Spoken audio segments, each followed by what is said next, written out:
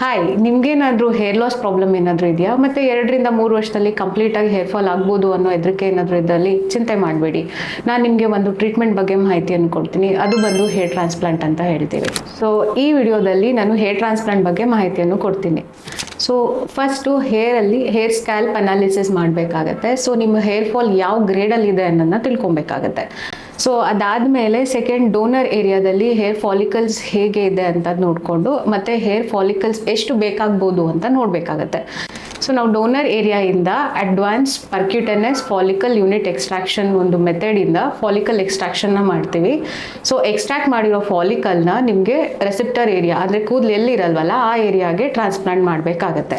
So ನಿಮಗೆ ಇದರಲ್ಲಿ ಯಾವುದೇ ಥರ ಸೈಡ್ ಎಫೆಕ್ಟ್ಸ್ ಇರಲ್ಲ, 100% ರಿಸಲ್ಟ್ ಓರಿಯೆಂಟೆಡ್ ಇರುತ್ತೆ.